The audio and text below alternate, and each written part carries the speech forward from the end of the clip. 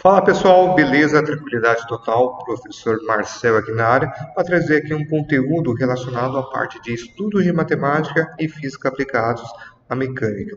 Este conteúdo, pessoal, nós vamos fazer o seguinte, vamos fazer vários videoaulas relacionados a esse tema, principalmente destinado ao pessoal que estuda na ETEC, ok?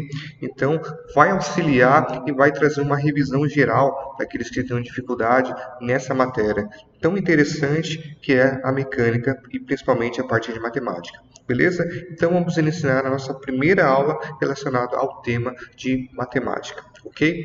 Então vamos falar aqui sobre múltiplos e submúltiplos, né? Meu nome é Marcel e vamos lá, tá? Então múltiplos e submúltiplos. Bom, a primeira coisa que eu preciso entender, né, basicamente, é a minha unidade de medida. Então, são grandezas físicas e todas elas, né, precisam ser medidas, né? Então, por exemplo, eu tenho um comprimento, ou como que eu meço um comprimento? Através de um instrumento de medida. Por exemplo, aqui eu tenho uma régua. Se você já tem uma régua na sua casa, você consegue dimensionar alguma coisa. Por exemplo, e aí o que acontece? Existem algumas grandezas físicas mais complexas, a qual você precisa de instrumentos mais calibrados para isso, ou seja, de melhor resolução, é mais complexo. Por exemplo, medir corrente elétrica, né? Você utiliza aqui um voltímetro, né? Desculpa, um amperímetro ou até mesmo um multímetro. Você consegue também medir a corrente elétrica. E aí, para isso, pessoal, nós temos o seguinte: um sistema internacional de medidas que, por sua abreviação, seria o SI, o Sistema Internacional de Medidas, que padroniza essa questão. Tá. Eu tenho aqui, por exemplo, falando sobre múltiplos e submúltiplos. Pô, quanto que eu utilizo múltiplos e submúltiplos? Depende, né? Porque a partir do momento que você ter a possibilidade de ter valores com um fator de multiplicação muito alto, para você representar esses valores fica de uma forma bem complicada, né? Imagina, ficar representando a parte de 1 milhão, por exemplo, né? Você escrever 1,000,000. É mais fácil você falar assim, não, tem 1 mega, que seria a mesma coisa que 10 elevado a sexta. Tá? Eu quero representar uma corrente elétrica muito pequena, ou seja, 1 nanoampere. Então, 1 nanoampere, nesse caso aqui, seria 10 elevado a menos 9. Então, nesse caso, eu tenho os múltiplos e tenho os submúltiplos, tudo em relação a uma base ali, a minha unidade zero. Tá? Então, nessa figura eu consigo exemplificar melhor. Tá? Então, deixa eu pegar aqui minha canetinha aqui. Beleza. Então, eu tenho a minha unidade, que a minha unidade principal é a primeira, número 1, que é 10 elevado a zero. À medida que eu vou subindo, né, essa escala aqui, da parte dos múltiplos, né, eu vou tendo um fator de multiplicação. Então, para cada casinha dessa, eu vou incrementando um zero, né? Ou seja, 10 elevado à primeira, 10 elevado à segunda, 10 elevado à terceira. Aqui eu já pulo para 10 elevado à sexta, 10 elevado a 9, 10 elevado a 12, né? 10 elevado a 15, 10 elevado a 18. Né? Então, cada vez você vai ter números maiores, tá? E aqui na parte de baixo é a mesma coisa, né? Só que você vai colocando 10 elevado a menos 1, 10 elevado a menos 2, 10 elevado a menos 3 e assim por diante. Você vai entrando na escala dos submúltiplos, beleza? E aí, o que é interessante, né? Nós temos aqui, por exemplo, também, né? A escala de múltiplos e submúltiplos aplicada à parte de grandezas elétricas, né? Então, principalmente o pessoal de mecatrônica, né, utiliza bastante essa questão da tensão, corrente, resistência, potência e energia, né? E aqui nós temos a representação, por exemplo, 1 volt equivale a, por exemplo, 0,001 volt. É melhor dizer no caso aqui, 1 milivolt, fica mais bonito de representar, tá? Então, aqui são unidades elétricas, né, que você pode estar aplicando a questão dos múltiplos e submúltiplos, tá? Então, uma questão bastante interessante é a régua das conversões, né? Régua de conversões, tá? Então, basicamente, eu tenho essa primeira reguinha aqui, a segunda e a terceira. Pô, qual que é a diferença? Essa primeira aqui seria para unidades comuns, né? Unidades físicas, por exemplo, comprimento. Aqui já seria para a questão de áreas e aqui eu tenho a questão de volumes.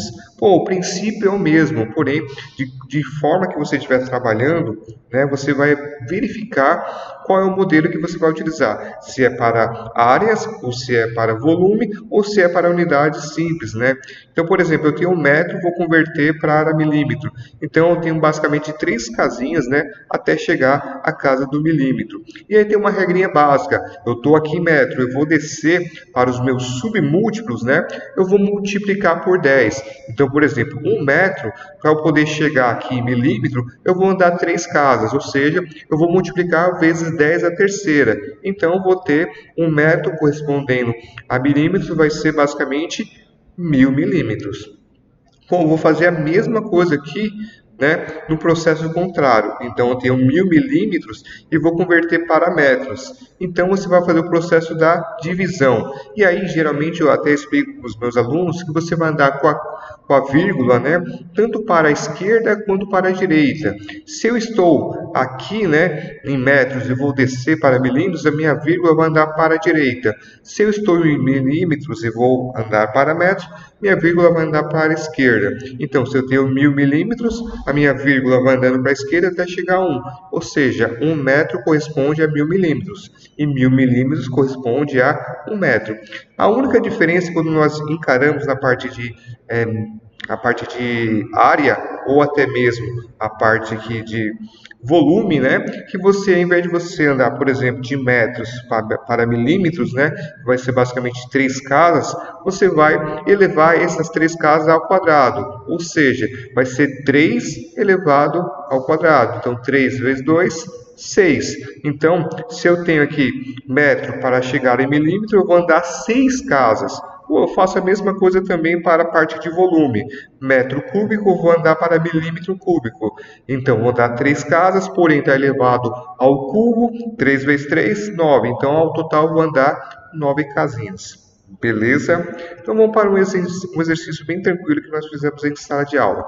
Então, o mecânico de equipe de corrida necessita que as seguintes medidas de um carro, né, sejam obtidas em metros, tá? Então, a distância A entre os eixos dianteiro e traseiro, a altura entre o solo e o encosto do piloto. Então, eu tenho essa medida A, que é igual a 2.300 milímetros, e tem a medida B, que é igual a 160 centímetros. E ele quer saber tudo isso aqui em metros. Qual dessas alternativas é a mais correta, né? Na verdade, é a correta.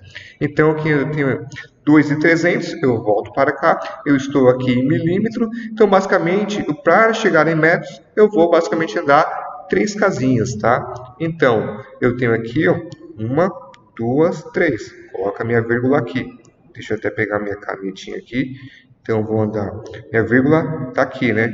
Então eu vou andar 1, 2, 3, então o resultado vai ficar 2,3. Já centímetros, né? A parte de centímetros eu vou ter que andar 2 casinhas, né?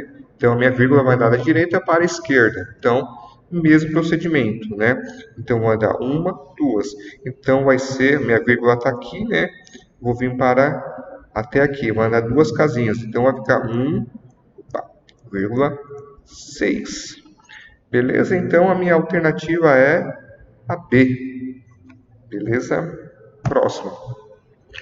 E aqui fala sobre a gripe, é uma infecção respiratória aguda, de curta duração, causada pelo vírus influenza. Ao entrar no nosso organismo pelo nariz, ocorre que vai gerar algumas dificuldades respiratórias. Beleza, isso não importa, né? Então vamos lá. O vírus influenza é uma partícula esfera que tem um diâmetro interno de 0,00011 milímetros. Beleza. Em notação científica, o diâmetro interno do vírus é em milímetros. Então você não representa dessa forma 0,00011 milímetros, né? O que você pode representar em notação de engenharia? Você faz isso na base 10, né? Então eu posso simplesmente andar minha vírgula para a direita até chegar, por exemplo, aqui ou aqui, depende, né, de como você quer fazer. Então, vai ficar basicamente 1,1 vezes 10, temos 1, 2, 3, 4, beleza, menos 4. Ou seja, se a minha vírgula anda da esquerda para a direita, o número vai ser negativo. Se ela anda da direita para a esquerda, também é positivo. Então, nesse caso aqui, ó, vai ficar 1,1 vezes 10 é menos 4. Ou se você preferir, 11 vezes 10 a menos 6 milímetros, né? Menos 6 não, desculpa. Sim, tá. Opa, vou fazer esse 5 melhor. Muito grande. Beleza, pessoal. Então, basicamente, esses são os dois primeiros exercícios bem tranquilos. Na próxima aula, eu vou fazer uma série de exercícios com vocês, né? Então, acompanha aí. Vai estar intitulado como uma aula 1, porém, vai estar nos próximos vídeos, aula 2, 3, 4, 5. E aí, com isso, eu vou estar mostrando a resolução de cada um daqueles exercícios que nós já fizemos em sala de aula. E aí, com isso, nós vamos avançando nessa matéria aí tão legal que é a parte de matemática. Então, acompanhe os vídeos. Se gostou, deixe seu like. E aí, espero ver você na próxima aula. Beleza? Até mais. Tchau, tchau.